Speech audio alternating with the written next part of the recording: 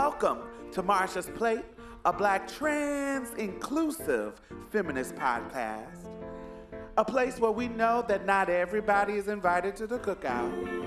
And we also know that every single day is a brand new day, and we have the power to make a difference today. So let's do this. It's a new day, brand new day, make it better than yesterday. You can always find a way to turn it all around again. It's a new day, brand new day, make it better than yesterday. You can always find a way to start over again. When the sun rises, you can start over again. A new day, you can make it better than yesterday. It's a new day, it's a new day, new day. There's a way you can turn it around. Trust me, there's a way out. There's more time. Just don't give up. When the sun rises on a new day, you got another chance. Yeah, yeah, yeah, yeah. A new day, you got another chance. If you want to join the conversation, you can hashtag Marsha's Plate. You can follow us on most social media, Instagram, Twitter, Facebook, all of that. Just search for Marsha's Plate, MARSHASPLATE. Y'all ready? Let's get started.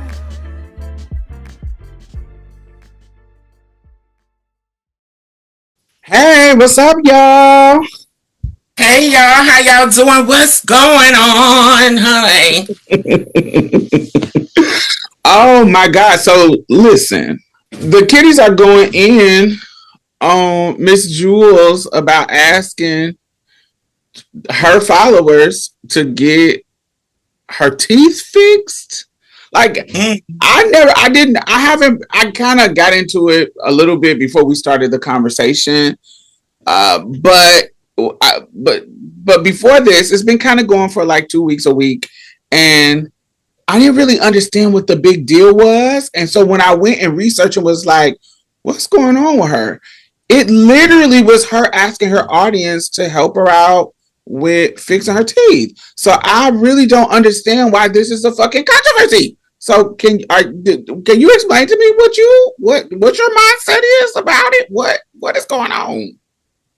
I think the main reason why it has become such a controversy and why it has been blown out of proportion as an overall issue, because the straight folks got a hold of it. You know, Jules had crossed over with the whole demure mindful set, and the straight folks have been watching her ever since. She has gained a lot of cishet audience, but at the end of the day, regardless of how non-problematic Jules is with her being trans, they always going to find something.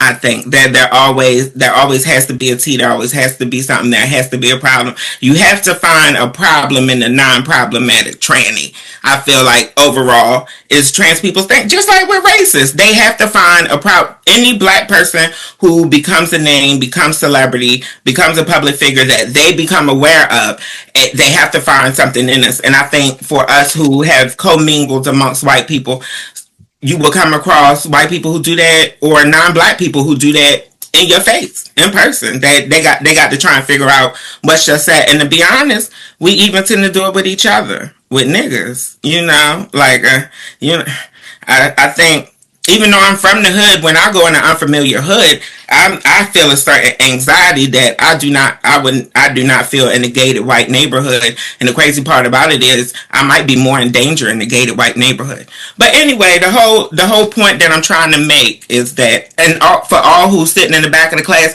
police. If the police get called while I'm in that gated white neighborhood, I might be out. But the overall point I'm trying to make is that I think it's blown out of proportion because they just want to find a tea with Jules.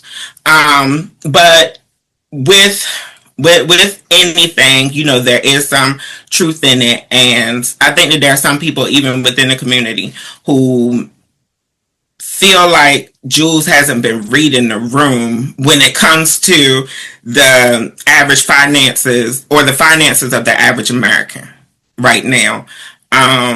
So some people felt like that was the tea, this was the wrong time. And there were also a lot of people who felt like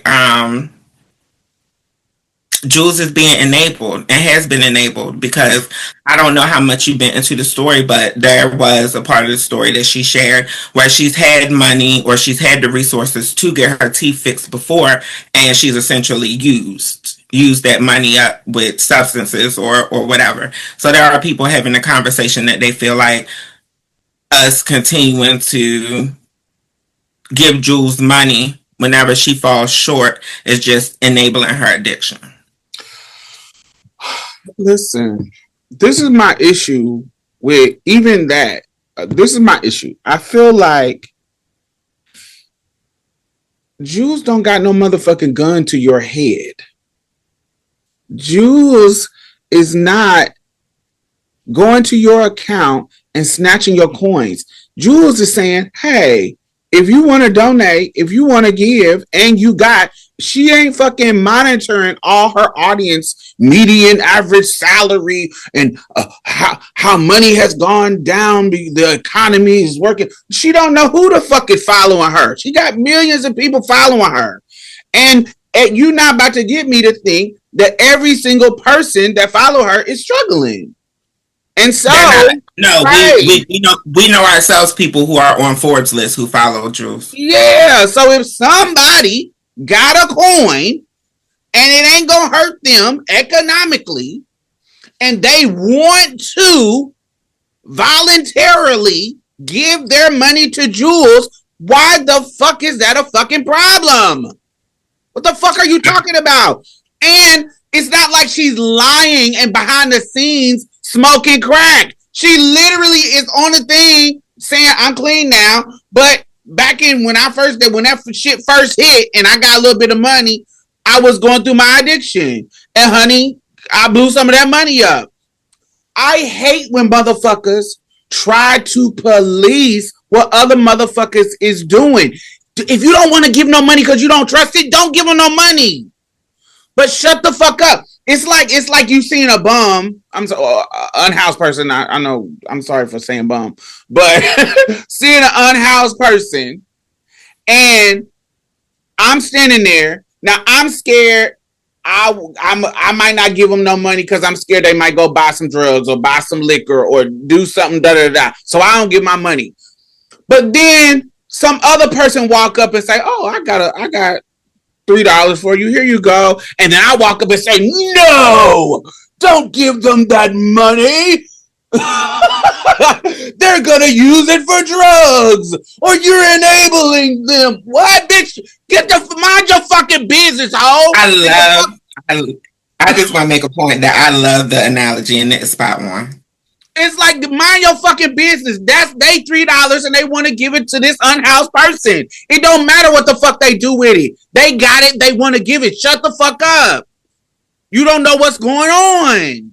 Mind your fucking business. And this parasocial ass fucking relationship that got motherfuckers thinking that they can just have a problem with a motherfucker just because you liked the fucking video. Fuck you. Just because you reposted a fucking demure, mindful and demure video 2 years ago. Bitch, shut the fuck up. The bitch asked for some money for her fucking teeth. Let her get her fucking teeth done if a motherfucker want to pay for it. I don't really understand. It's really making me, like, I thought it was some fucking, I really went and looked like, okay, I'm going to find some kind of controversy. And when I realized it was just people mad that she was just asking. She ain't taking your money. She didn't scam nobody. I mean, they was just complaining not too long ago that she overshares. People feel like she's too honest and too transparent. And, I was confused about that because I'm like, ain't that what she gets paid to do? Ain't that why people tune in? Because she's sharing everything about her life and she feels comfortable doing it, which most people don't. And that's what separates her from a lot of us. That's what separates many people, why they fuck with online people, because we share a lot of shit. We overshare. We tell our business, or we share vulnerable moments. I don't understand. If you don't want to give your money, scroll. Bitch, say no. No, I'm not giving my money to nobody if I don't want to give it to them. And if I do, I do. And I don't need no motherfucker judging me to do it. Get the fuck out of here. That shit was crazy to me. Anyway, we wanted to open up the conversation. Jules, honey, whoever blessing you to get your teeth fixed, get your teeth fixed. Don't be, using the money for no other shit. She says she is. The last update I checked, she was en route to actually start the process of getting her teeth done. And apparently she passed out in the airport, and that made headlines too because she was blaming the stress from this going viral on why she passed. And y'all motherfuckers on this is a side note. If you gonna be on fucking line, if you gonna be on some public facing shit, bitch, get a fucking backbone. Learn how to block these motherfuckers. Learn how to not let these motherfuckers stress you out to the point where you fucking fainting, not eating, losing weight. We're not saying that it's not gonna totally affect you, but it should not be affecting your mental health. Block these motherfuckers. Block them. Whatever you need to do to protect yourself, do what you need to fucking do. These is motherfuckers you don't know. No random strangers on the internet should not be so hard pressed to make you go kill yourself. This go back to the Jason Arday situation. It just shouldn't. These motherfuckers don't matter. I agree. I want to give a piece of advice to other content creators and people who are considering content creators, especially those of us who already deal with mental health issues before you decide to make yourself a public face and voice, honey. I want to make it very clear. Yes, this will affect your mental health, and it affects some people in different ways. I think it's better to be safe than sorry. And I take the Beyonce approach. When you get to a certain, not completely, I speak on shit. You always going to have to speak on shit if you're a content creator, if your personality makes you famous. But the point I'm trying to make is that I think when you get to a certain level where you can't hire people, you start hiring people and you stay your ass out of the comments. And whoever you hire, somebody will be in charge, or you appoint them to be in charge of what you should be responding to and what you shouldn't be responding to, what you may be interested in responding to and what you may not. I'm gonna keep it 100. I ain't even made it that far yet, and I don't be in the comments like that. Like I let people who really bang with me and people who I trust in real life to let me know what I should be responding to. I'll never Google my motherfucking stuff, bitch. I'm not looking for negative responses either. So I don't know. I personally think that when you get to the point where you're Googling yourself on a daily basis or searching yourself on a daily basis, you might want to talk to somebody because it's already affected your mental health extremely. Yeah, if you're doing too much in my comments, I'm blocking you. So that's one. I'm also a reading ass bitch, so I'll read the fuck out of you in my comment section. If you're doing too much, we'll go there too. But if you're just doing too much and you're just trying to, sometimes it feels like you're just trying to get attention, then in my comment section, bitch, I'm blocking you. Fuck out of here. Or I'm going to say, I love this feature on Threads where I can hide it where can't nobody see it but you. You think you having a good conversation that everybody gonna be responding to and can't nobody see it but me and you. Fuck out of here. I love that feature on YouTube. I use that a lot where they can view my content but they can't comment on it. Restrict. Anyway, what are y'all thoughts on this Jewel situation? I feel like this. I was just dumbfounded when I found out that she was just asking and motherfuckers was tripping. Get the fuck out of here. Let us know what you think. Hashtag Marsha's Plate. Hashtag MARSHASPLATE.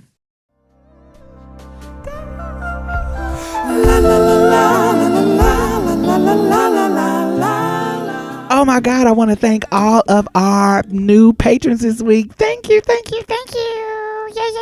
Yay. So not only are you helping to sustain this particular podcast, I also donate to other podcasts. I donate to other organizations. I have my finger on the pulse of the community, and I know a lot of grassroots organizations that are doing great work out here. So you're not only helping to sustain us, you're helping to sustain other people in a community, because I put my money where my mouth is. That's just the kind of bitch I am. Community is fuck. So thank you. I really, really appreciate you. And if you have not become a patron, Why have you not? You can donate as low as $1 a month. It doesn't matter. Anything helps. Please. Do I have to play Sarah McLachlan and show you puppies? Like, what do I have to do? Do I have to resort to what the white people do to get you to give them money? Anyway, the link is in the bottom. Back to the show. All right. So, you know what's funny?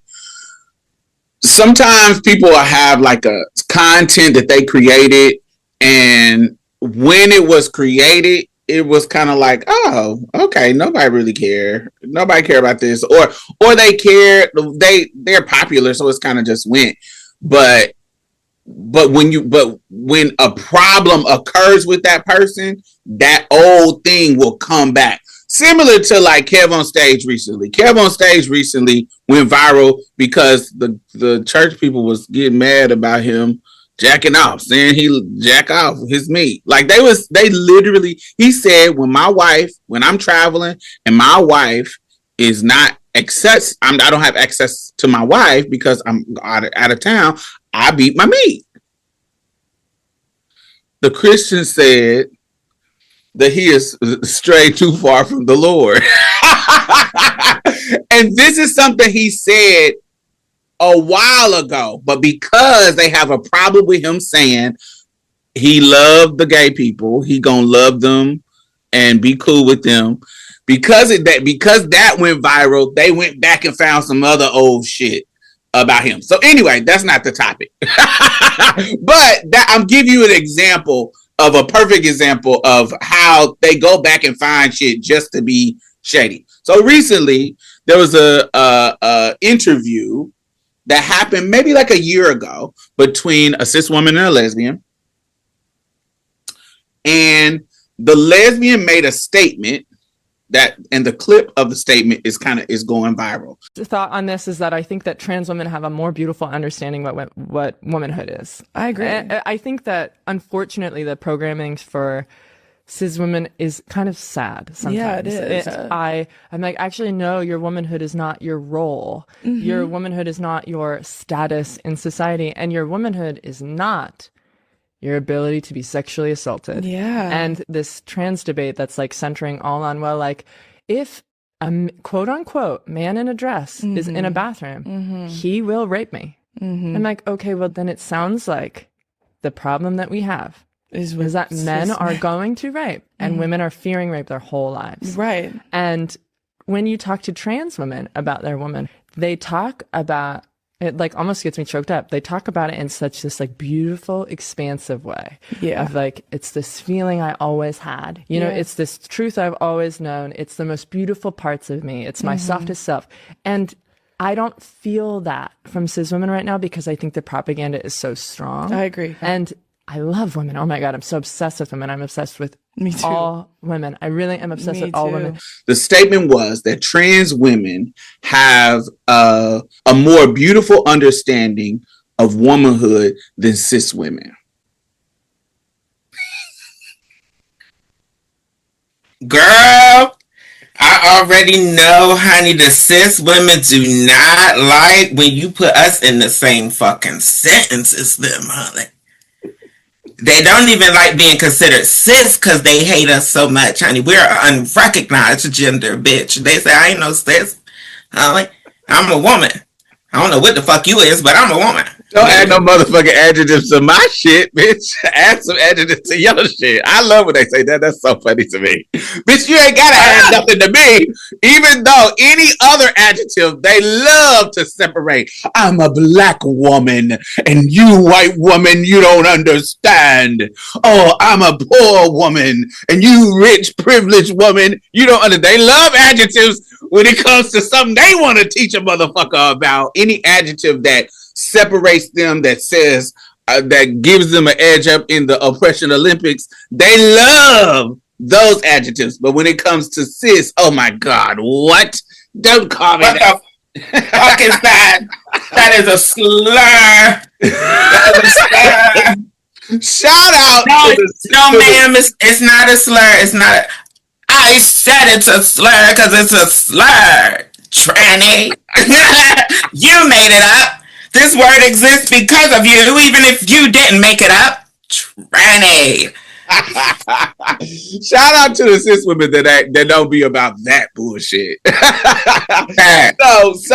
If you leave that little statement that trans women have a more beautiful idea of womanhood than cis women, if you leave it just like that, then it kind of feels like, ooh, what are you talking about? It's a jarring statement. That's like, what if you don't get the context? Because this is a lesbian saying it, a masculine and center lesbian saying it as well.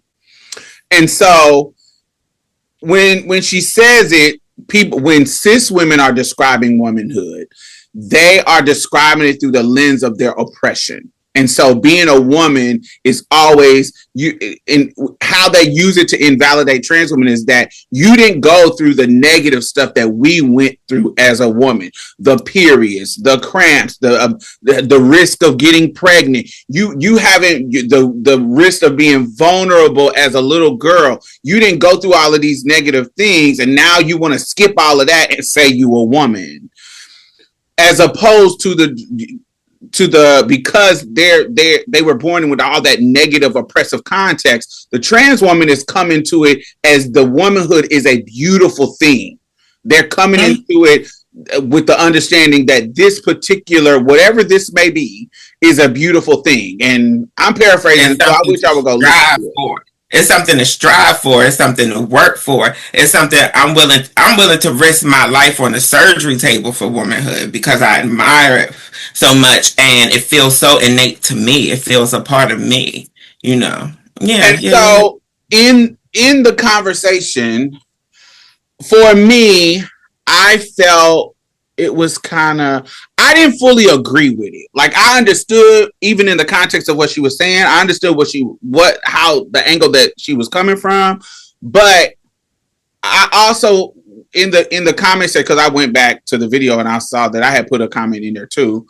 My comment said, but what about the women who adhere and believe in women's position in patriarchy?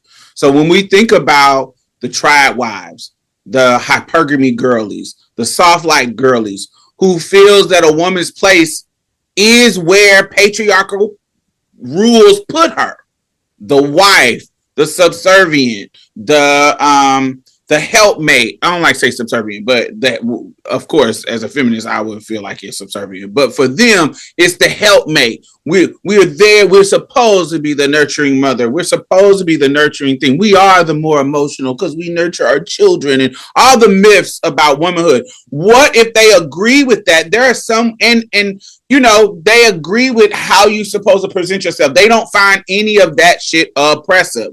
What about those women who look at womanhood as a special thing? I think that narrowing it down to every cis woman thinks that in their womanhood through the lens of oppression, I don't think that that's real. I think that there's some women who agree with their position in the patriarchal world. So they don't think of it as oppression. They think of that performance of womanhood is a beautiful thing, just as much as the trans woman looks at it as a beautiful thing. So if me being in my in my milkmaid frocks, in my pink, in my long hair, and all the stereotypical things of femininity, because I'm a woman, there's women who embrace that and loves it. There are femmes who love that. And there are trans women who love that and blah, blah, blah, blah, blah, blah, blah, blah, who can look at it and admire it and think of it as beautiful. So I don't know if I agree. I just don't know if I agree with her in that sense, that we have this more beautiful aspect of womanhood. I don't know. I think if you are a privileged trans woman, that may be. But when I came into my womanhood, I knew that I was coming into a level of oppression because I was coming into being a Black woman. And so I knew early on that this wasn't going to be a easy road for me, because I knew I was going to inherit the oppression that comes with being a Black woman. And that's not always goody gumdrops. Even as a trans woman, it's not always, always the most positive thing. And so I too as a Black trans woman, was looking at my womanhood also through a lens of oppression and how that was going to affect my life once I became the woman who I became. So I don't know if I totally agree. What do you think about that? I do think that it's a conversation worth studying. That's the first thing that comes to mind. I think it's something we should definitely analyze and put through the scientific method and put on paper, because I think that there could be a point being made there. When I think about transitioning and when I think about what the average trans woman I know says about their experience in transitioning, for a lot of us, we envied girls and women at some point because we had an appreciation for womanhood and girlhood that we felt like cis women took for granted. We felt like cis girls took for granted.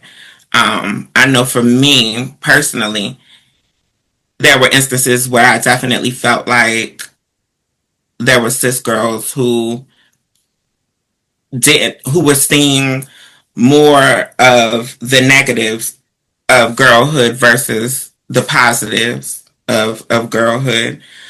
But I also had a skewed perspective because I had an experience that you really don't know anything about an identity unless you live in their shoes, unless you experience it for yourself firsthand. And that's where you just begin to learn because you still don't know the identity. You still don't know the experiences of others who share that identity. Anyway, the overall point I'm trying to make is that I think there is something that could be said and should be studied about the idea that a lot of trans women, the average trans woman, has spent a period of their life where they viewed girlhood or womanhood from the outside. They've seen womanhood as a spectator.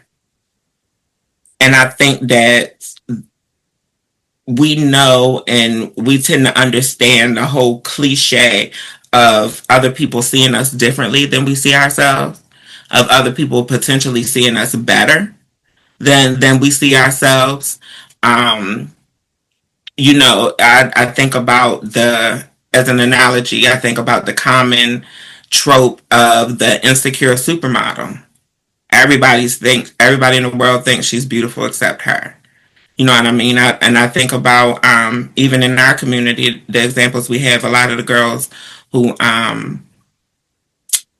go and get a lot of work done and experience body dysmorphia on top of gender dysphoria, and we see beautiful girls, but they don't. Anyway, I'm saying that I think that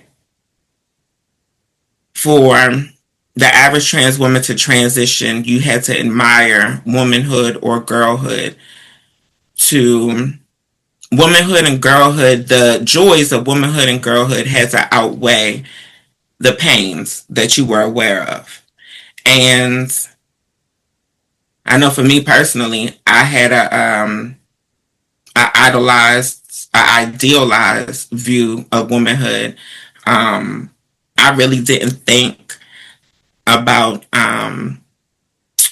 being raped and being vulnerable and having less strength, being less fast than I was before. I really didn't think of the reality. It didn't seem real to me. So I do think that it's very possible that a lot of course not all, but I think it's probably very common for trans women to have an idealized version, or at some point have had an idealized version of womanhood or girlhood. And I think with that, in our minds, the good has outweighed the bad. I know even for me, somebody who didn't experience sexual assault until after transition and then being seen as a femme being seen as a woman, I still wouldn't go back. I would still transition and I would still keep going because this is just innately who I am. So I think that's the overall bigger point. But I do think it's something to be said about living with your womanhood or your girlhood never being questioned. Living a life where your womanhood or your girlhood is never put into question. It's never an issue. Whether or not you're a girl or a woman, I think you could very easily overlook the joys. I think when any of us go through a hard time, we overlook the joys. I think that's the definition of depression, when you're overlooking the joys because of the sadness, because of the hardship. And I think it's possible that cis women can lose the focus of the joys of womanhood because of the oppression being consistent throughout their life, knowing nothing other than that, never having experienced male privilege.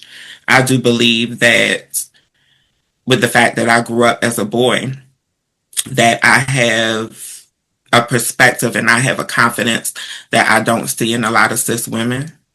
And I think that is directly related to the fact that I grew up as a boy and I grew up with people feeding me this notion that I could be anything and I could do anything, versus a lot of girls and even girls in my family who grew up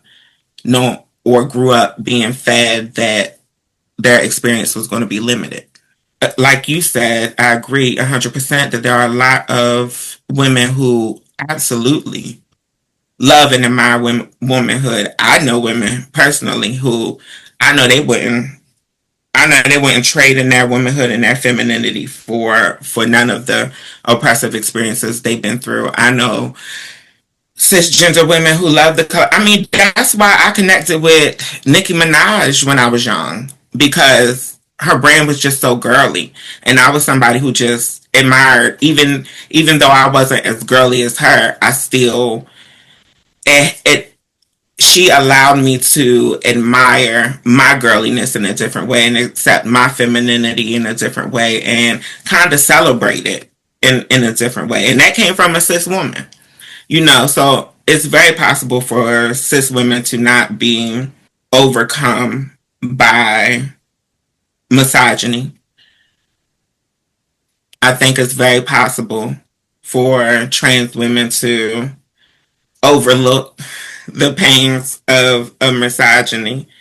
And I also want to keep in mind that for a lot of people, that for the submissive woman, the trad wife, the pretty and pink, the soft pink girls, living in your femininity, living in your stereotypical femininity and loving it, I think it's less common for those girls to be loud. The girl who's comfortable and who loves and who appreciates being a submissive trad wife, she's not likely, she doesn't have the personality type to expect her to be online boasting about how much she loves womanhood and, just is that they're not usually the loud women.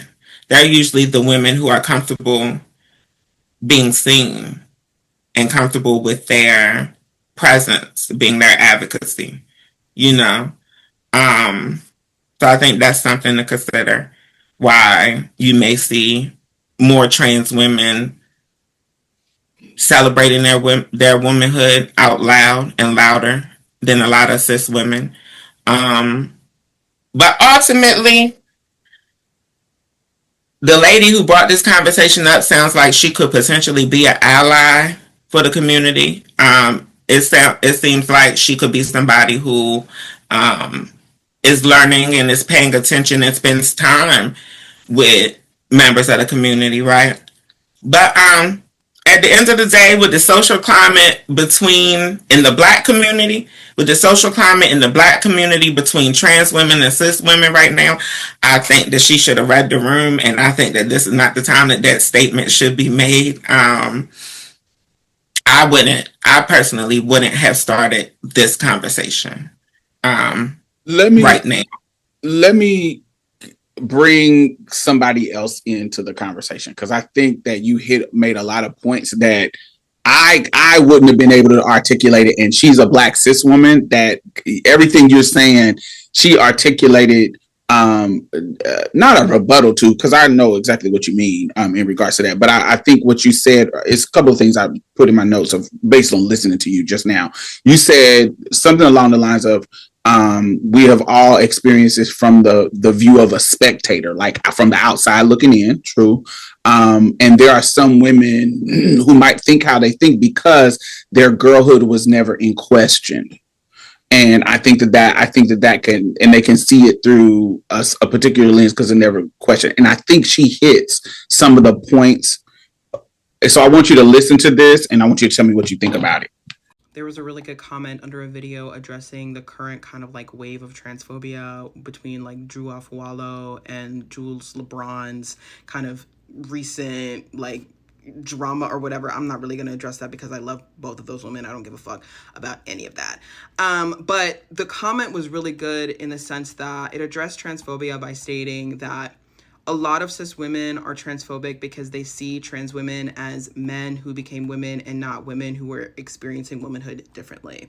And that really resonated with me because in my like close personal relationships with trans women and also with my engagement in like trans literature and trans scholarship, I really have felt a certain level of kinship to trans women as a Black woman.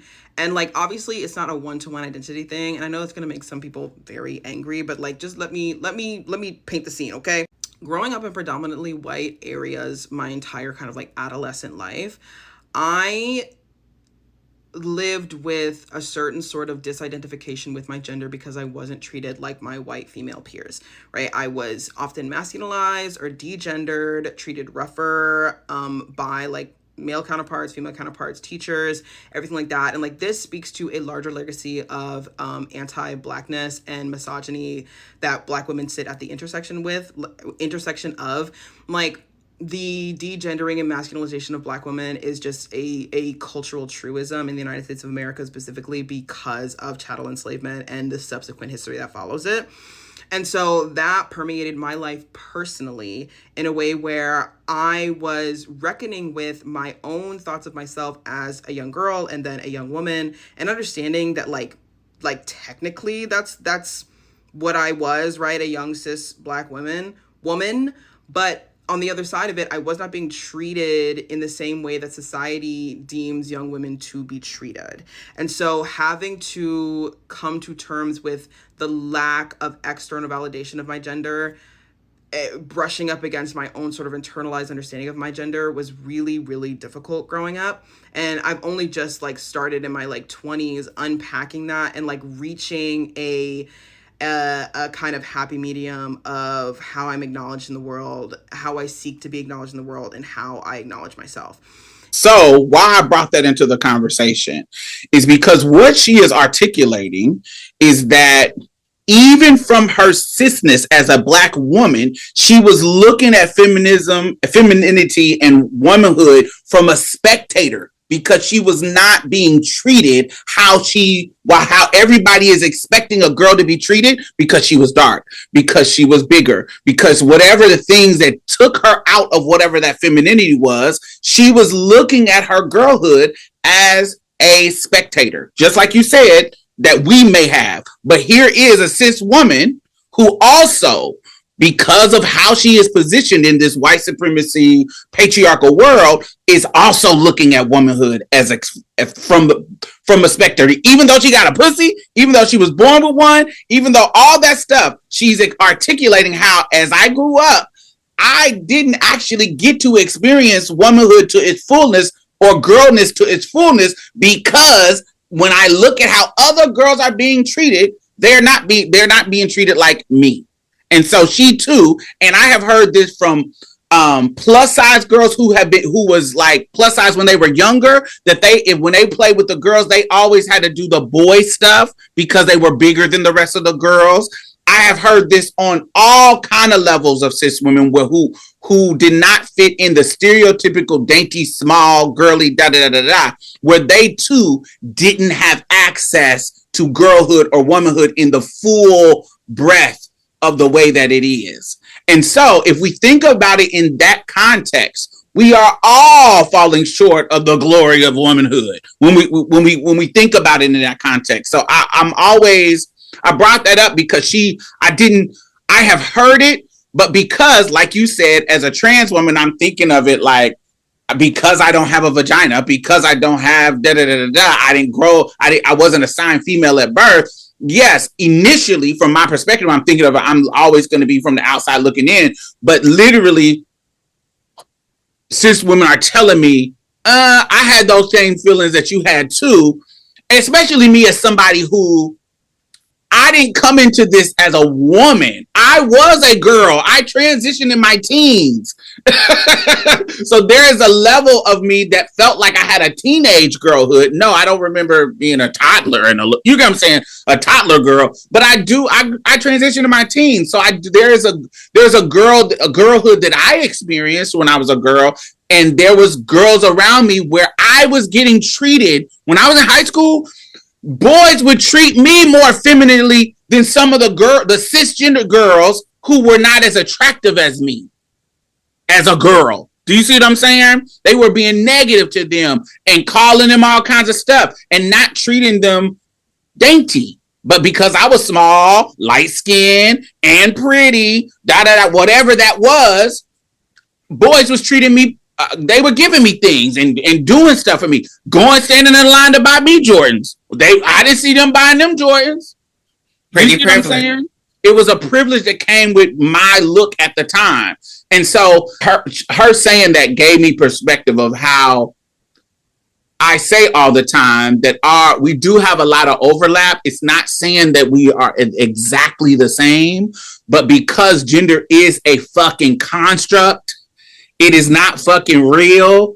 And these rules around it is not real. We're not saying that biological sex is not real. We're not saying that it's not something that we don't participate in, but it's something that we made up and agreed upon as a society. There's going to be a lot of gray area that some people are going to fit and some people are not going to fit. I never heard that take on it. That is my first time hearing that articulated in that way. And even in my own mind, I thought of this concept, but I wasn't able to articulate it even in my head that well as she did, right? So shout out to her, and thank her for speaking publicly. And in the conversations that I've had with trans women, it's just so incredible to me how often we can relate in that experience, right? Trans women and trans people in general are not like, they're not cis people growing up and then suddenly making a change of their gender. These are people who, from usually very young ages, understand themselves to be like experiencing an externalized kind of version of themselves from the world around them that does not match up with their internal selves. And I think that a lot of cis women need to start understanding it from that perspective. I'm not going to have the same experience of womanhood as a white woman. I'm not going to have the same experience of womanhood as a disabled woman. I'm not going to have the same experience of womanhood as like an immigrant woman, as an indigenous woman, as, you know, a rich woman is not going to have the same experience as a poor woman. Like, we really do need to take stock of the fact that our world is so highly stratified by so many of our converging identities that womanhood is not a monolithic sort of positionality. And it really, really worries me that, like, you know, the kind of claw of fascism is closing around people's mindset around gender and not allowing for an expansion of how we think about gender. And instead, people are retreating back into this binary because that is what feels safe. And I think a lot of cis women have to contend with the fact that they are transphobic instead of being ardently opposed to stringent gender association because they seek to hold on to what little power they have as cis women over trans women. And it's really, really sad. Transness and trans womanhood specifically expands our reach of ourselves. It truly, truly does. And I think that as cis women, we really just need to like lock in. Like we just need to lock the fuck in. Like, we cannot be fighting against our sisters this way, against our trans sisters this way. Like, we can't.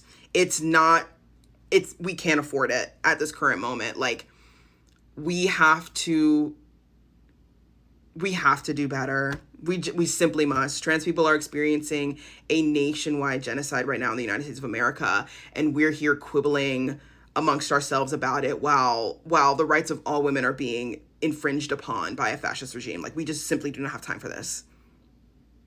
Okay, I love you, bye. It brings up a lot of things for me hearing her speak on this subject. The first thing it brings up to me is how I imagine that a lot of black women,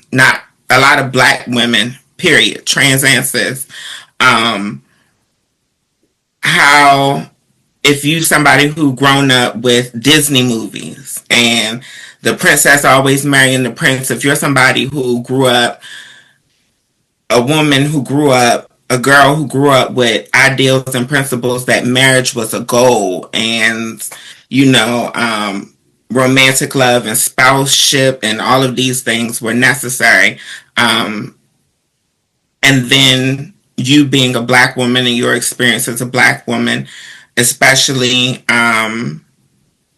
if you're a black woman who's exclusively into black men, then your road getting to that king, that prince, that ring, it ain't going to be 9 out of 10 times. It's not very likely to be the experience of the Disney princess. It's not likely to be Jasmine's experience or Cinderella's experience. It's not as easy for the black girl to have the Prince Charming come and snatch her up out of the hood, up under her ugly stepmother's nose. You know what I mean?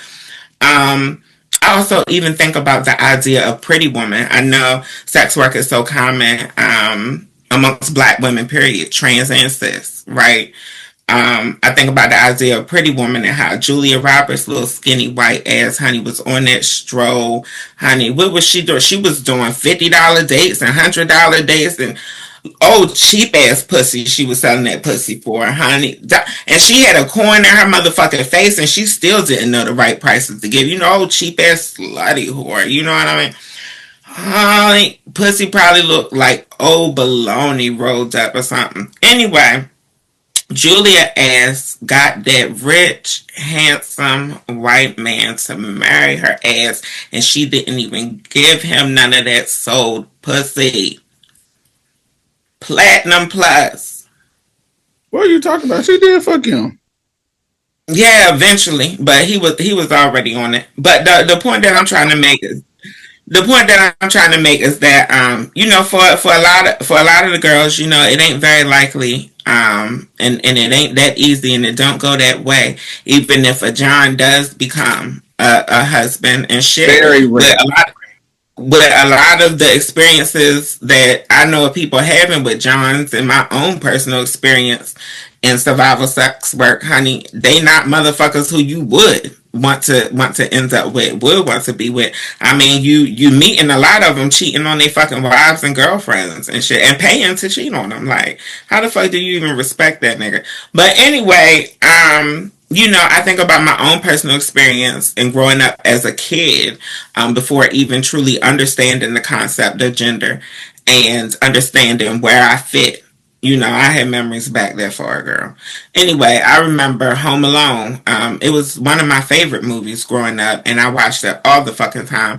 And I remember being jealous of Kevin McAllister and his fucking siblings. I felt like I wasn't getting my rightful American experience. I wanted Christmas like that. Even if I was stuck in the motherfucking house by myself. Did Kevin know how lucky he had it in that motherfucking house? They had cable. They had VCRs and all types of shit, honey. They had video games. And it was a good, safe neighborhood. And he could just call up pizzas. And he had access to the daddy's credit card. And Kevin, I was already a latchkey kid. And I ain't have half of them motherfucking amenities. Kevin! I was not in no laid out, honey, in no motherfucking suburbs. I wanted to grow up in a big suburban house. I had a big ass family. We deserved a big ass house like that. We deserve to be able to do Christmas like that. We deserve to, I felt so. I understand. But is that connected to your gender? That's more about class. I wouldn't even say it's class. I would say at that age, the way I conceptualized it, it was it was about social class. It was. But it wasn't even about back then my concept wasn't as strong as it is now. But looking back then, the way I understood it is that all Americans should be living like that. It wasn't just me. I felt like me and my whole neighborhood was missing out. Me and my friends were missing out. You know what I mean? I felt like most of the niggas I knew was missing out. Yeah, you know, I grew up with the rich cousins and the rich aunties and all that. And we even had money growing up and moved out of the hood at some point. But when I first got into Kevin McAllister and Home Alone, we was still in the hood. We hadn't made it out yet. You know, the Jeffersons hadn't moved on up, bitch. And I was and I'm sure that ended up happening because of my parents and my mom and my stepdad's vision and their interpretation of what their America should look like, what their dream should look like, what their social class should look like, what they should have access to. But anyway, I say all that to make the whole point that wasn't related to my gender. And I get the impression that that's something that a lot of Black kids can relate to overall. That's something that a lot of kids who grew up poor or lower class or under middle class can relate to. And the whole point in that is that we are more alike than different. And I want to take this as an opportunity to yet again remind our cisgender sisters, honey, white, black, blue, purple, honestly, we are more alike than different. Our experience is more alike than different.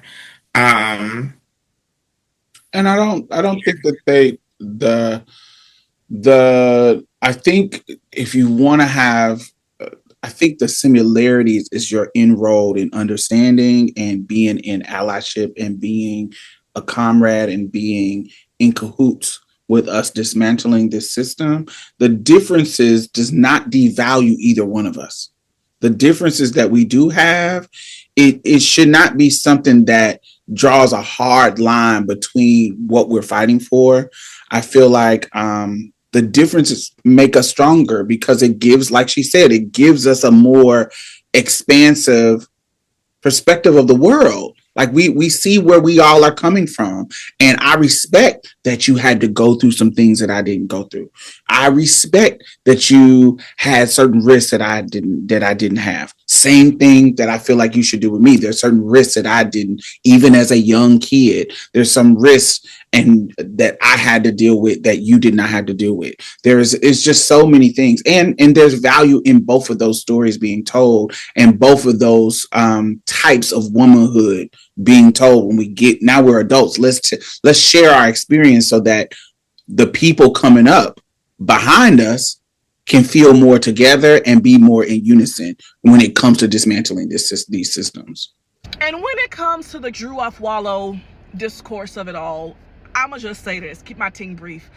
When I was in college, I had a human sexuality class and we had a trans woman in that class, and I am so grateful to her because she was the first person to challenge my, at the time, very closed-minded and ignorant thought of what womanhood was. And one day we were talking about what womanhood is, and I was of the belief that womanhood is rooted in our organs and being able to have kids and have periods. And so she challenged me by saying, well, what about women that have had hysterectomies? Are they now not women anymore?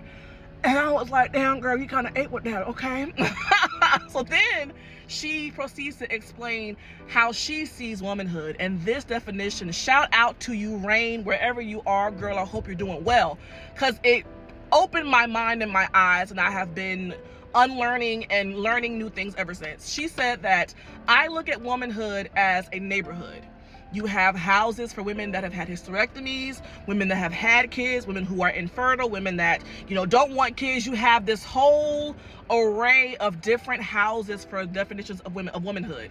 And if you can imagine a house for every woman, why can't there be a house for trans women? I don't desire to live in your house because we don't have the same experiences, but can I at least live in your neighborhood?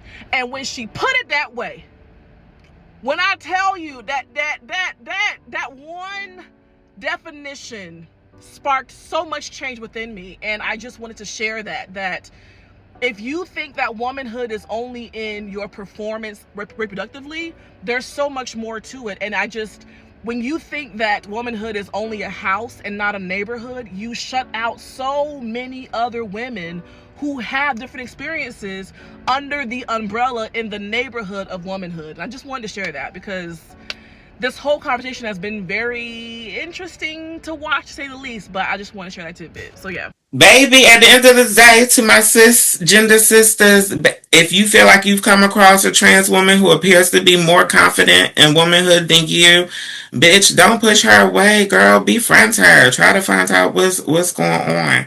You know, how did she get how did she get to that place, or how is she performing?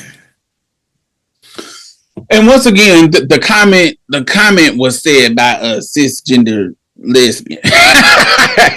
Just like we didn't make up cis, sometimes we don't make these amazing statements, or whether you agree or disagree. Sometimes it's not just us, it's other people's analogy of us in our lives. And so, yeah, let us know what you think about this conversation and your thoughts about, you know, our overlapping perspective of gender, our differences, our similarities, and where do you think we can find common ground? Hashtag Marsha's Plate. Hashtag MARSHASPLATE.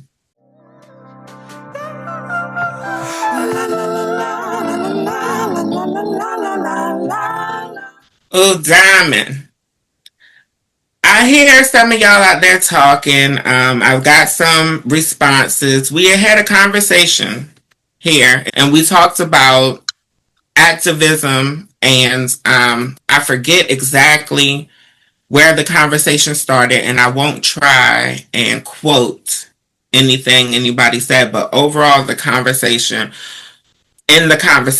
I had made the statement that I'm a for-profit entity, and for all who, you know, pay attention to my little rants and stuff, you probably seen me going on a little rant tour about how I'm a for-profit entity, and I was making it clear that yeah, I need to be paid right now. I need a coin right now. I've been approached in person, and I've seen some people commenting online, and overall, I feel like I didn't communicate, I didn't articulate myself and my feelings and my stance as properly as I wanted to. I want to clarify what I was saying, because not only was I genuinely upset and going through my own stuff at that time, I'm not going to use that as an excuse, but give you an idea where my mind was.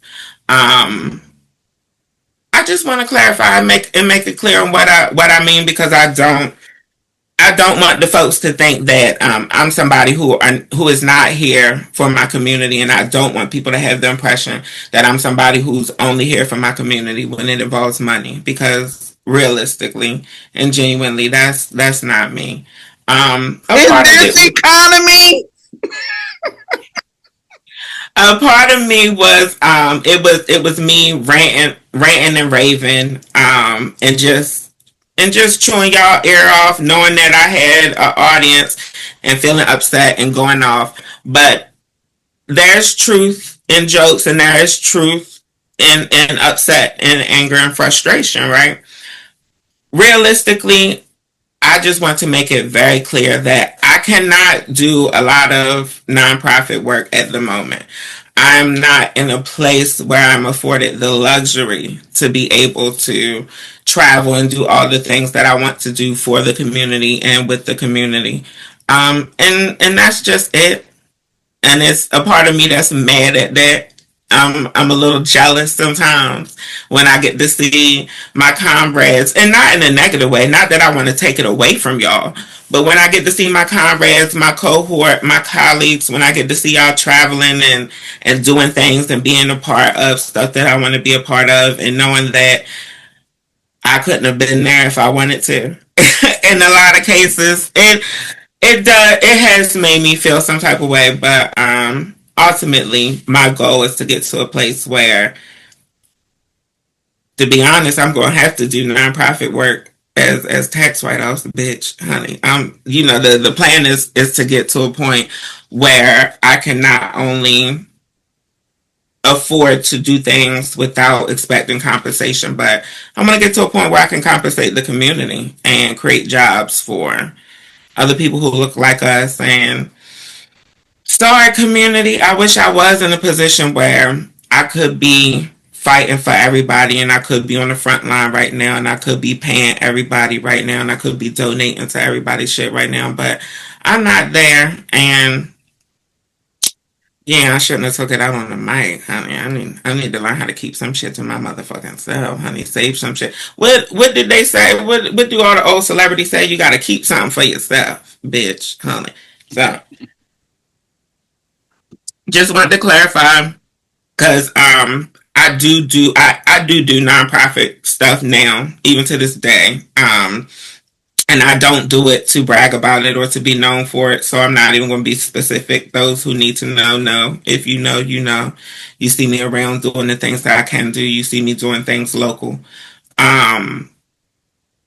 So yeah, I'm not a selfish, money-hungry black capitalist is ultimately what I'm trying to tell y'all. And that realistically, if I'm going to be vulnerable, I'm just still a little broke, bitch. I can't afford it. I can't afford it. I'm sorry. Not right now, bitch. But my question to you, Diamond, how do you feel on my stance? And do you understand where I'm coming from? And how do you feel about my stance on not finding a way or making a way to prioritize nonprofit work right now?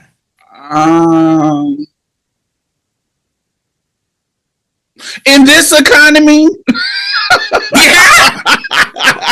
listen, I actually think that it's disrespectful for somebody to be expecting you to labor for free. I actually think it's disrespectful. And when I say, because I'm understanding you saying nonprofit as in not making no money doing it. Right. Yeah. So yeah, I feel like it is disrespectful for somebody to come and not offer you anything for whatever labor that they want you to do. And when I say offer you anything, it may not be necessarily money. Sometimes I can do this if you can do this. I can do that there's a bartering thing that can happen. Or bring me what your budget is. What can you offer me? If you can offer me, you may not have my full rate that I expect, but listen, honey, I'm not a current sex worker, but that's always in the toolbox. And that type of negotiation it plays out in all aspects of life. Listen, if a client come to me and say, hey, I know your rate is $500, but look, all I got is $3. You think I'm going to tell that nigga, nah, I need you to have all my $500. Listen, somebody might be like that, but Diamond was not. You got that $300? What I'm going to do is I'm going to tell you bring that $300. I'm just going to adjust what? My time. I'm going to adjust what I do. I'm going to adjust the extent.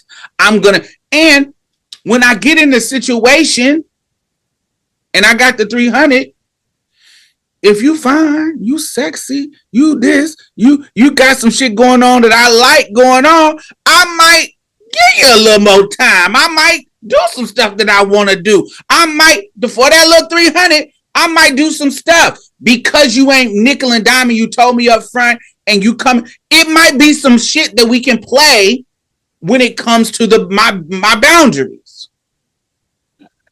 But you can't come and call my phone and say, I ain't got no money, but I look good. I ain't got no money, but dude, what the fuck? Get off my fucking phone, bitch. Get the fuck out of my... And I feel like that when it comes to any type of work. I feel like, especially when it comes to gig work and contract work and people wanting you to come do stuff. What do you You, especially if they are an organization, they're an entity, it's different when it's people on a personal level. But if you're connected to a fucking organization, as somebody who has led organizations, as somebody who writes grants, there's a fucking line item that them motherfuckers can get you some money to give you something. And I'm somebody who I don't let motherfucker play in my face about that. Now I know everybody can, some small org, because you can look up what their org is worth. Look it up on GuideStar, and you can go look at what kind of money their 990s, what they done put in. And so if they got some kind of coin, you can say, hey, this is, now you talking about some Fortune 500 company. I'm giving you the max. Give me my motherfucking money. But if you talk about some small grassroots orgs, yes, I might adjust my rate. Of what I charge. But you expecting me to do it for free? I feel like that is disrespectful. It doesn't value me. And if you're and that don't mean that I ain't did nothing for free. If I know this person, I know this person personally, they're in community with me. I've seen them at the event. They come and support. They done shared a Marsha's Plate link. They done supported shit that I got going on. They done came in the comments, they done supported me in other ways that may not cost money. And I see them supporting me. I might say, hey, I'll host this event for you. I know you ain't got no money because you a small org. I'll host this event for you. I see how you have supported my projects. I see how you came to the screening when I did my documentary. You came to the screening. When I see that, and it's a community member with me, I might do something free for them. But some motherfucker that I don't know, some motherfucker that don't like, share, don't do subscribe, don't do no motherfucking nothing, coming to me saying, ooh, can you, just on the strength of community, we ain't got no money for you. You don't get the fuck out of my face. I find that to be disrespectful and exploitative. So, that's a long way to say, I don't agree that you should be apologizing for that shit. I don't agree that you should be apologizing for. Everybody got fucking bills. Everybody needs to be valued. Everybody, and you wanting to be paid fairly for your work and your labor is not a capitalist. You wanting to exploit a motherfucker is what makes you this big ugly capitalist. You wanting to be paid fairly for your labor is not capitalism. Fuck out of here. So that's my position. I feel like you should, if somebody's coming asking you for work, especially if they're associated with an org, do not let these motherfuckers lie to you and act like they ain't got nana coin. If they're saying zero, no, baby, they got something. They are lying and they're underpaying you and trying to exploit you for free labor, and that's not cool. And so for me, that's how I avoid burnout, because I'm not doing no fucking unnecessary fucking work for motherfuckers who are not paying me for my fucking time. Is everybody paying me this is my full rate? No, because some people ain't got it. But we have bartered and negotiated behind the scenes so we can figure it out. Mm-hmm. And once I agree, even if it's less than what I asked for, that's what I agreed to. And we fair exchange ain't no robbery. We good. We made this, whatever this little amount of money that you're giving me, cool. But I don't think you should be apologizing for that. That's my opinion. But yeah, that's my thoughts. Gotcha. Yeah, definitely. I agree with a lot of what you said. I do want to make it clear that I'm not apologizing because I can't be a slave for people right now. I'm not apologizing because I can't be a slave. I'm apologizing for going off on a rant and not making myself clear, not being as clear with my words as I should have been. But no, I don't. I'm sorry if it sounds callous, but I don't feel bad that I can't work for free right now. You know what I mean? I don't. And maybe that's a part of me that feels guilty, and maybe that is why I'm apologizing. I also want to make it very clear, because a part of my brand revolves around, charity and philanthropy and accepting the label activist and all that. First, I want to make that clear. This is a conversation for people who accept the label activist or use the label activist regarding themselves. If you are not an activist, I don't think you need to be even concerned about people perceiving you when it comes to free labor. But that's exactly what I wanted to make clear, and I'm glad that you brought up what the analogy you brought up and a lot of things you said, because I do want to make it clear that there are people who I think that some people came to me who were genuinely offended. There are people who have looked out for me, and there are people who have been supportive and things like that. And so I want to make it clear to them that, that's not what I meant. I wasn't saying, fuck you. I wasn't saying if you ain't got no money, fuck you and your organization. No, I do believe in bartering, and people who look out for me. Fair exchange ain't no robbery. Even if you're not paying me my whole fee or whatever, paying me something. There are some people who I may be willing to work for, people who have looked out for me, who, as long as you can provide travel, bitch, I'm there. You know what I mean? There are some people who I don't know, and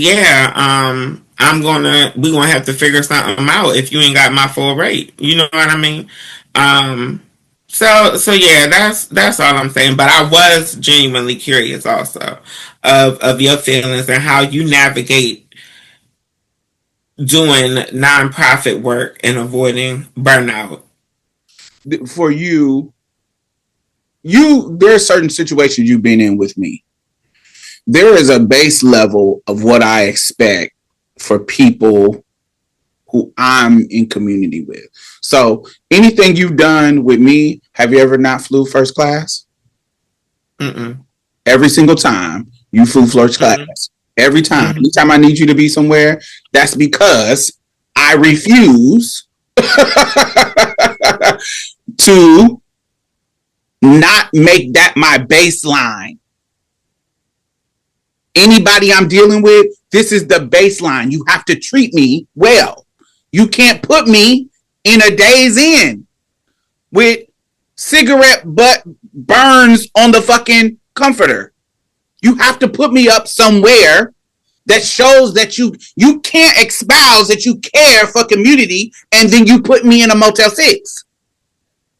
You can't say I'm this great leader that you respect, and then you're not flying me the way I want to be flew, taking care of me. And anybody coming into the game or into a situation, into business, into a project with me, they're going to get the same thing that I expect for myself.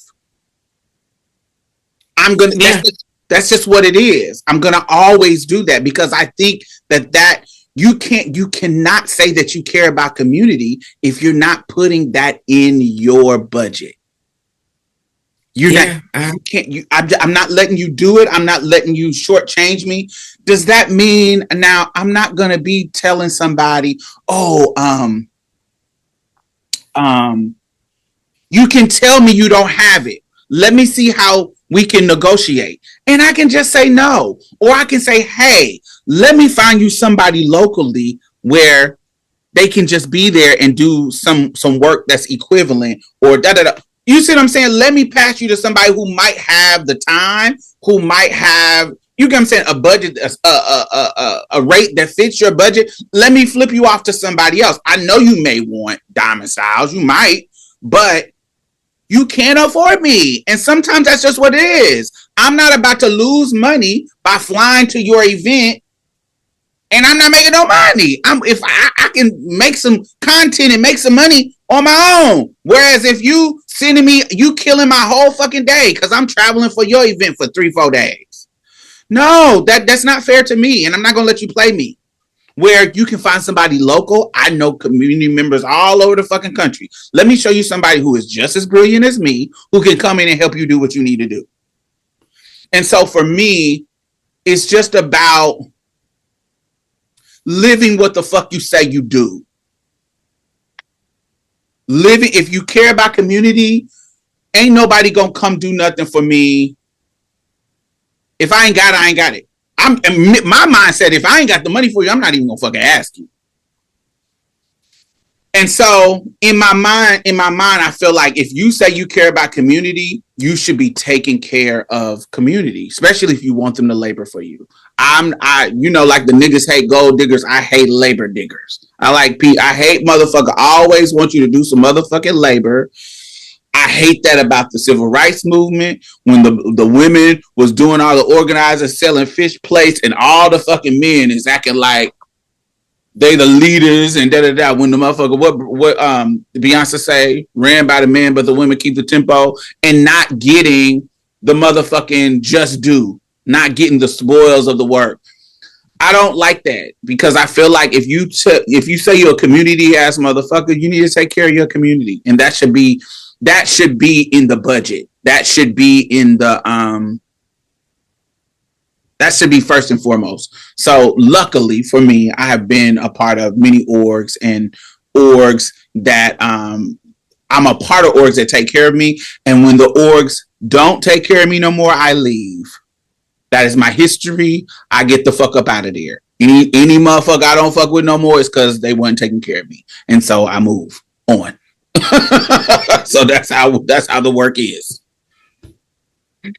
Yeah, I'm last note, I just want to add that yes, baseline is real, and now that I'm making my voice a commodity, business is real and baseline is real, and I don't want to develop a reputation as being known for the girl who will work for you or do shit for nothing. I don't want to be known as somebody who is seeking validation amongst other people, so I'm willing to go and work for them for free because that's not who I am. But of course, the rules change depending on relationships with people. Absolutely. Yeah. That's it, and that's all. But let us know how y'all feel. Do y'all expect y'all activists to work for free?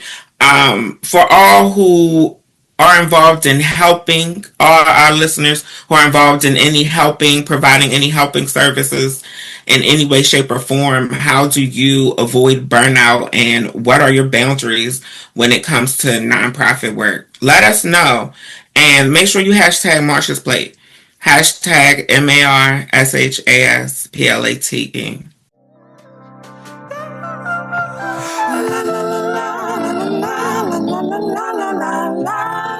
Did you see Laverne's interview on Outlaw with T.S. Madison? I don't know if y'all did. I don't know who did, who's listening, who didn't. I definitely recommend go checking it out if you didn't listen. But in the interview, Laverne addressed the whole MAGA cop. For all who don't remember, Laverne ended up coming online, and I believe it was a live video. She was live and she was talking about her experience with one of her exes, who happens to be a white guy who's blonde hair, blue-eyed, and he was MAGA and he was a cop. And even after knowing that he was a MAGA and he was a cop, Laverne continued to be in and out of romantic and sexual relationship with the man. She ended up addressing that on Outlaws with T.S. Madison. And at some point in the discussion, she compared and conflated her romantic relationship with the MAGA cop to people who do sex work and may have MAGA Johns, or may have MAGA cop Johns, or may have cop Johns, or may have racist Johns. And so that has spiraled into a whole conversation, and I even heard earlier today I was listening to Craig and Maddie on Fag Talk, and they had brought it up again. So my question to you, Diamond, is, because this whole conversation has spiraled my thought process into thinking MAGA, sex work, racist Johns, all these thoughts have been floating around my head, and it's got me wondering, can a person be a radical womanist?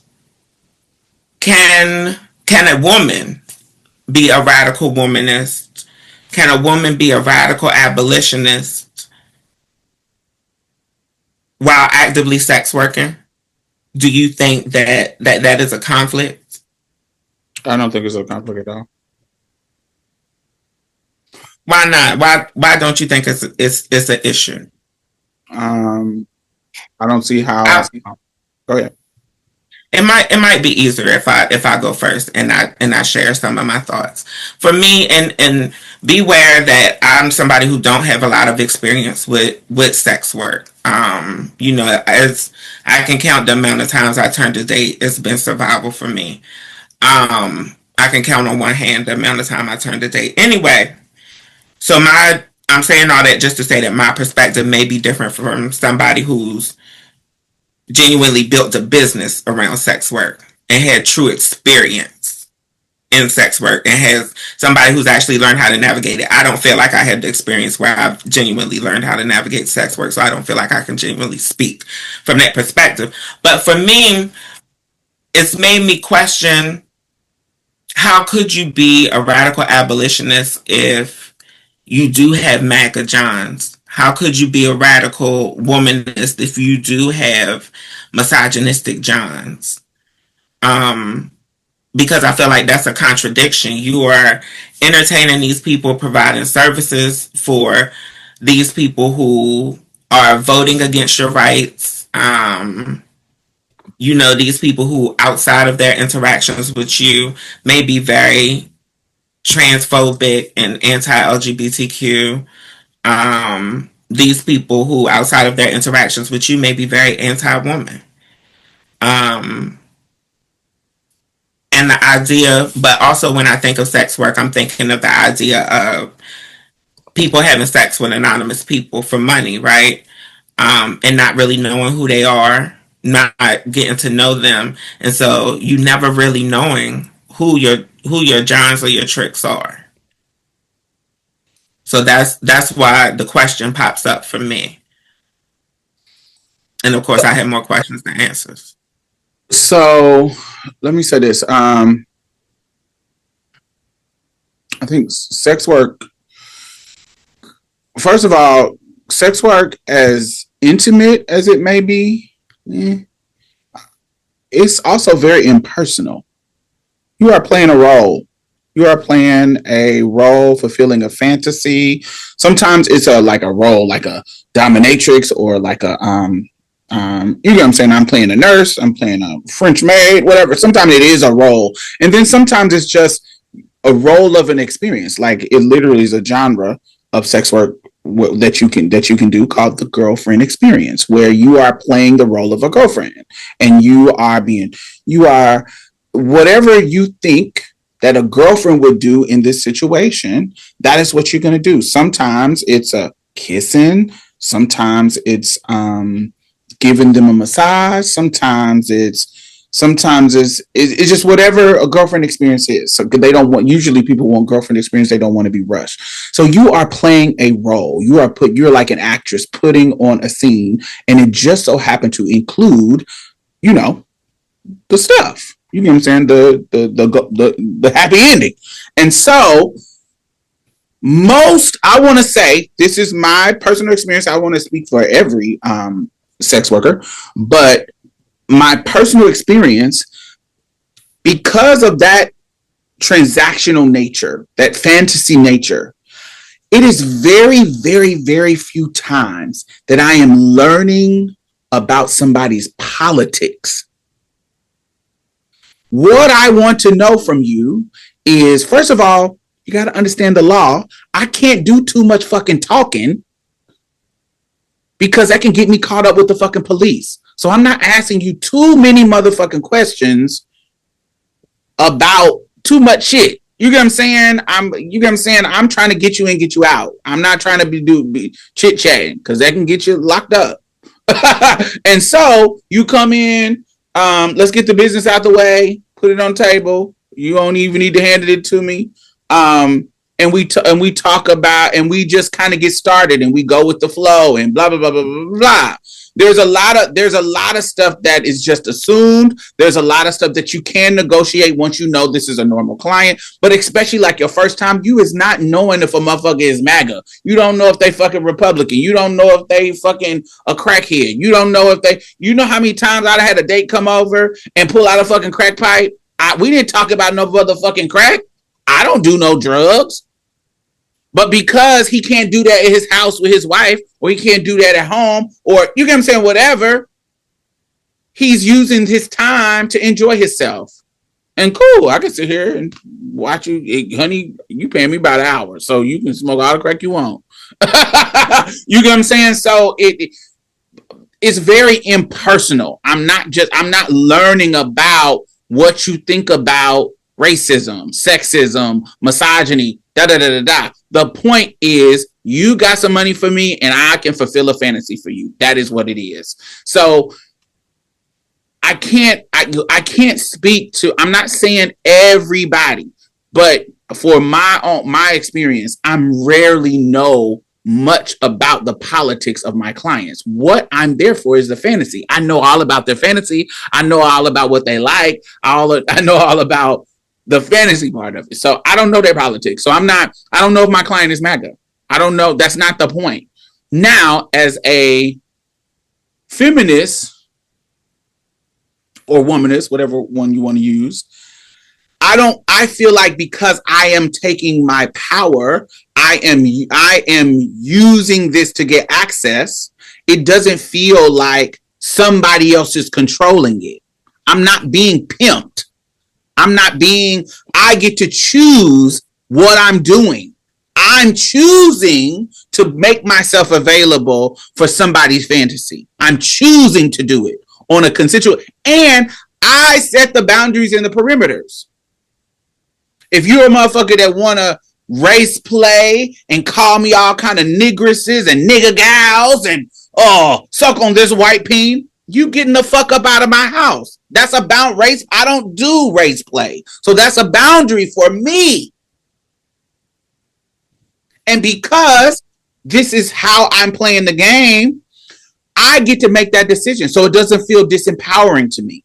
You feel what I'm saying? And even if it is, if I'm with the trade, he may not be race playing, but he want me to be a submissive, and he wants to be, yeah, bitch, suck this dick. You my little slut, and da-da-da-da-da-da-da. I might play with him like that. That might be cute.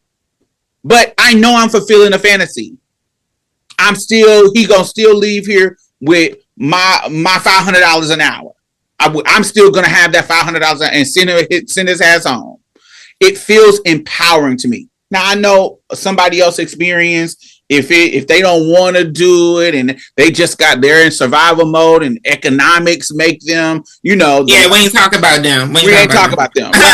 But that can feel disempowering. But for me, who was not now in the beginning, yes, survival. But I'm talking about once I was like, oh, I got a job and I'm still turning tricks, and you know what I'm saying. I'm not in a survival mode. I'm in this is easy money mode.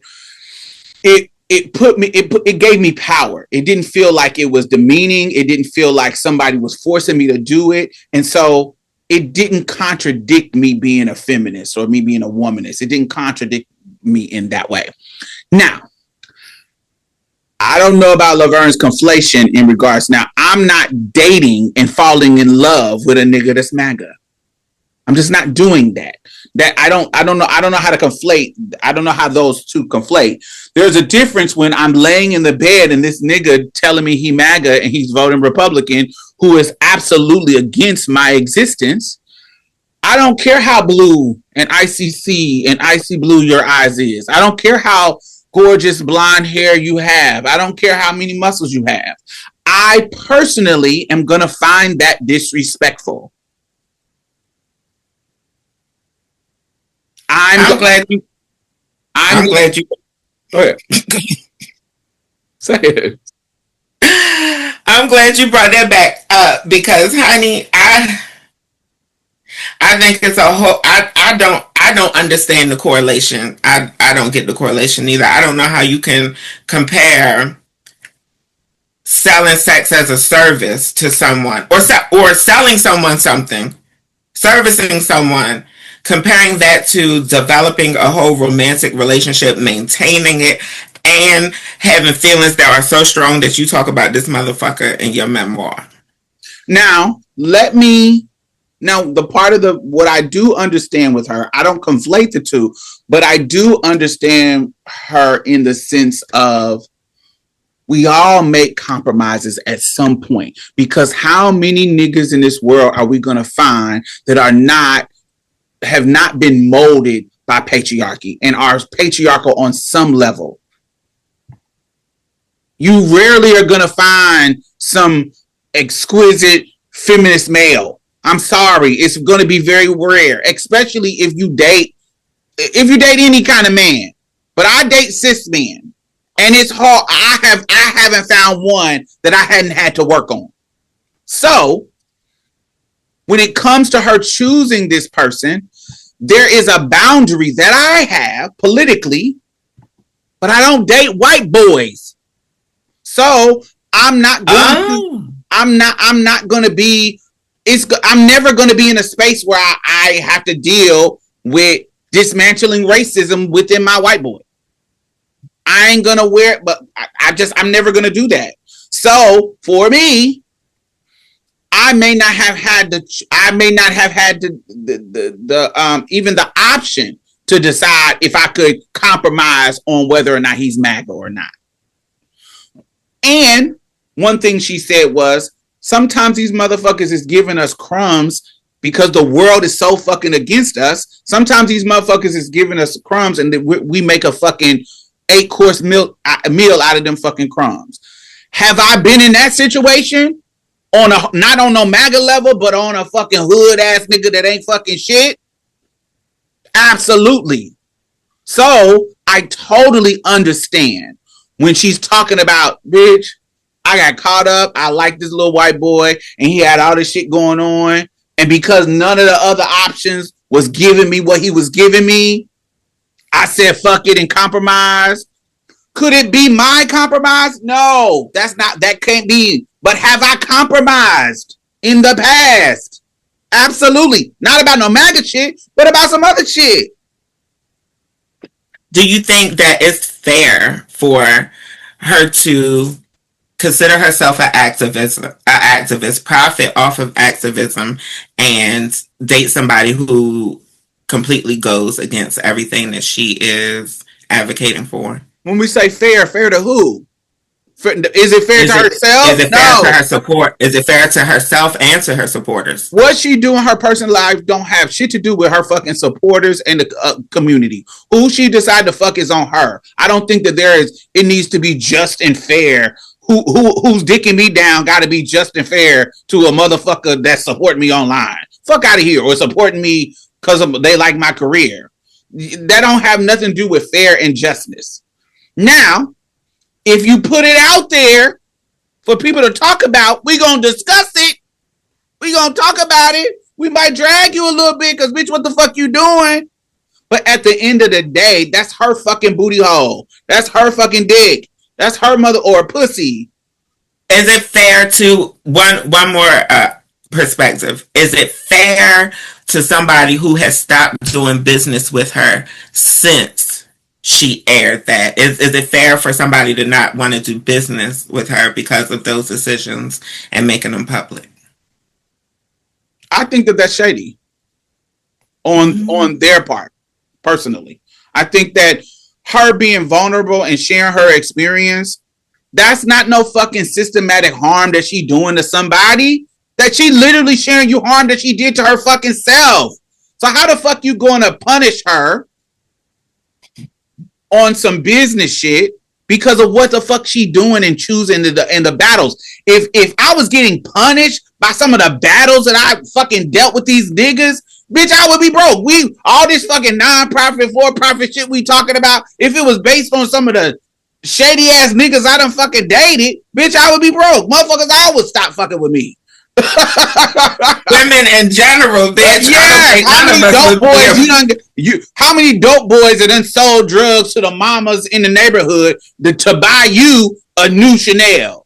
How many dope boys done or whoever? These motherfuckers selling bad insurance and you benefiting from it. It's so many layers of what a nigga could be doing wrong, and you want to punish a trans woman because she fucking chose a bad relationship and she's sharing it. She's out of the relationship now. Now it can be, listen, there's a difference between you currently and I'm inviting you to my motherfucking ball and you about to tell me you about to bring your MAGA man. I think I can be like, nah, don't bring your nigga. But she not with the nigga no more. She's sharing her tea of her foolishness. I don't think we should be punishing Laverne based on those choices. That's stupid. I think that's dumb. I think now, do I think we can talk about it? Yes, we absolutely can talk about it. Absolutely. But can we make jokes about it? Can we be like, all right, Miss MAGA, however we can do it? Yes, that comes along with being a celebrity. That comes along with being a person in the zeitgeist of culture. But I don't think she should be punished. She's sharing her story. I feel like it's hypocritical. Not saying that everybody is with a MAGA man, but we all, if you are dating cis men, especially, but I think if you're dating men, all of them, but especially cis men, honey, there's going to be some compromises you make if you're trying to be in a relationship with them, child. Baby, it's compromises with all men, honey. Trans, yes. Honey, baby, intersex, honey, all of the things. Whatever. Honey, yeah, I think overall you touched on so many points I wanted to make. And thank you. Now it's not necessary for me to try and think of them. But overall, I think the message that I wanted to convey that came across when you were speaking for me was sacrifices and balance. I feel like just the way that humanity and our world is set up, we all have lived in contradiction, if that makes sense. I think we've all, at some point, whether we've realized it or not, contributed to something or someone who wasn't for us. Especially if you're Black, especially if you're trans. I think that we contribute to a lot of businesses that aren't for us. I think we've contributed to a lot of spaces that weren't for us. But I also think that in sacrificing what they may have been doing or how they may have been against us, we've been able to shine our light. And I think that overall speaks louder. If that makes sense. Long story short, I think that in life it's unrealistic for anything to be 100% black and white all the time. And I think that I think that all of us have to get very comfortable in living in the gray area. And I think if any of us are truly vulnerable and truly honest about our experiences, then there are times that we have been hypocrites and or contradicted things that we believe. Yeah. You got any final thoughts, Donna? But let us know what you think. Let us know if you think that you could be revolutionary, you could be radical, you could be womanish, you could be abolitionist, and you could be a sex worker. Do you think that there's a difference? Do you think that there's a conflation between boundaries in romantic relationships and boundaries in sex work? And make sure you hashtag Marsha's Plate when you do that. Hashtag MARSHASPLATN.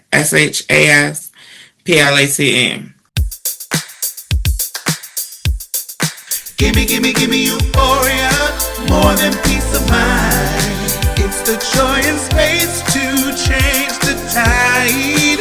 Gimme euphoria, more than peace of mind. It's the joy and space to change the tide. Gimme it's a feeling and a high can never come down.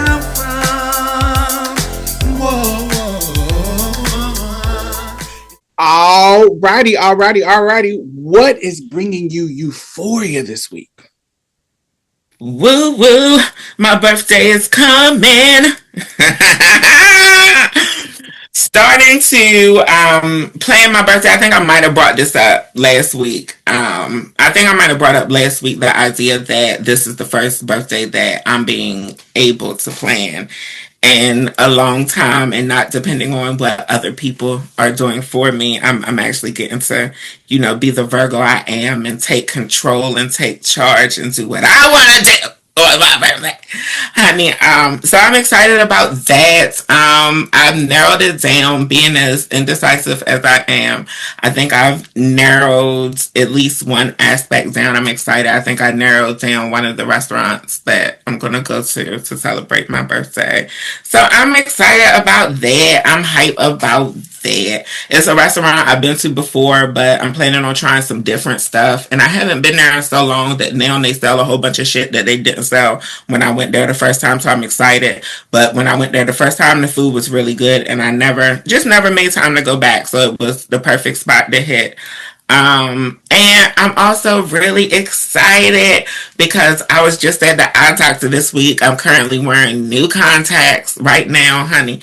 But I'm really, really excited because I'm getting my first pair of glasses that I've had since I was in college. And I graduated in 2016, I think. 2014, 2016. I had two different graduations. I think the final one was 2016. Anyway, that's how long. It's been 10 years since I've had a pair of glasses. I haven't had a break from contacts. If you're somebody who wears contact lenses and you need them, because I'm blind as a motherfucking bat without corrected lenses, I'm not even legally able to drive without corrected lenses. When the police pull me over, one of the first questions they ask after seeing my ID is, are you wearing contact lenses? Unless, of course, they see glasses. But, yeah, so I'm excited to have a break from the contact lenses. I'm excited. I picked some welfare glasses. Girl, they had Kate Spade. I'm serious. They had Kate Spade in there. They had Ray-Bans. They had brands that I typically wear, labels that I typically wear. And the glasses that I liked the most and the ones that stood out the most to me were glasses that were actually completely covered with my insurance. I didn't have to pay $1. So I'm excited. I'm excited to show y'all my glasses. I like your glasses. But I'm excited to show y'all mine. I think that they're so cute, and I want to give y'all hints, but I don't want to give y'all hints because I don't want to give any surprises away, so I'm going to hurry up and throw it to Diamond. Diamond, what's bringing you euphoria this week?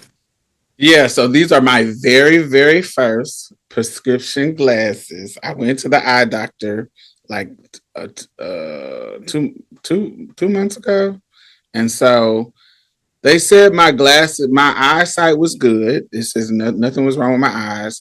They said, but we can make it better. And I was like, oh, how are you going to make it better? Of course, I knew they're trying to sell me some glasses. But I'm like, but they start doing this little shit on the testing. And I was like, oh, this did make it better. This is making it whatever. So I went ahead and got these glasses, and you made me think about glasses. So I wanted to show you that these are my very first. Because remember, we talked, me, you, and Jay talked about glasses. I was like, is glasses expensive? I didn't know, because I don't wear glasses. I didn't know glasses was expensive, and in regards to prescription and shit like that.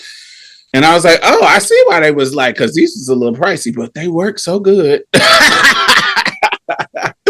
So my euphoria this week,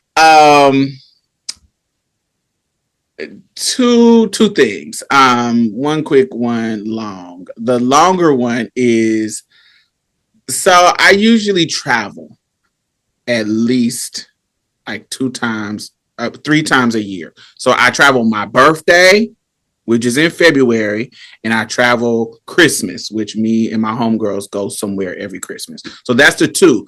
But usually, if I'm doing well and I'm like, ooh, I had a gig here, I had a speaking engagement here. If I'm doing well, usually I have enough money to go on a trip somewhere in the summer, like around this time. But I've been broke and I ain't got no money because I didn't have no Pride bookings. I didn't have no bookings in July, and I didn't have no bookings in August. So I've been feeling like a pauper. So I'm disappointed that I haven't had a summer trip. So I haven't, as you can see, if you look at my skin, it is no kind of tan. There's no kind of nothing. So I feel like I just haven't been able to go nowhere. So I've been feeling really, really bad as what was Sophia. When I saw you in the store, I was really, really down bad. I've been feeling bad because I haven't been able to do nothing that I normally do because, you know, people are divesting from trans projects, including ours. And so I haven't been able to really have any extra to do anything I wanted to do. So what has brought me joy is that my little brother has moved to DC and he needs help with his moving stuff. So he gonna fly me to DC to help him move. And so that'll be a little trip because I love DC. I'm gonna pretend that that's my summer trip and go to DC and act like I've never been and do some stuff that I've never been. So I'm finding joy and euphoria in, yes, I'm going to be helping him move, but I'm also going to be traveling. Because shit, I ain't went nowhere since we went to Minnesota for Building Trans Power Conference. So, me either. So yeah, so that's bringing me euphoria that I'm going to be able to go to DC. And last but not least, this week I have rewatched the extended editions, extended versions of Lord of the Rings, all three of them, just to sometimes I just go back and watch them. And so if you know, the extended versions all together are like 11 hours all together. And so I've been watching for the past 3 days Lord of the Rings, just rewatching the whole extended versions. And so there's a ton of deleted scenes that I forgot about, and just tons of stuff. So that brought me joy this whole week. So yeah. Let us know what is bringing y'all euphoria this week. And yeah, we'll see y'all next week. Honey, hasta luego. Bye. Well, that's it. Thank you for coming and getting a taste of Marsha's plate. You can listen to us on iTunes and SoundCloud. Make sure you leave a review because we really need those 5 stars, y'all. And go like our Facebook page and leave some comments. We'll be posting exclusive content every Thursday, so you definitely don't want to miss out. You can also follow us on Twitter and any other social media site at Marsha's Plate. If you'd like to donate or advertise with us, hit us up at diamondstylz@gmail.com. That's Diamond STYLZ@gmail.com. And that's it for us, y'all. Bye. Bye. You gonna say bye, Mia? Oh, bye, y'all. Every little thing's gonna be alright.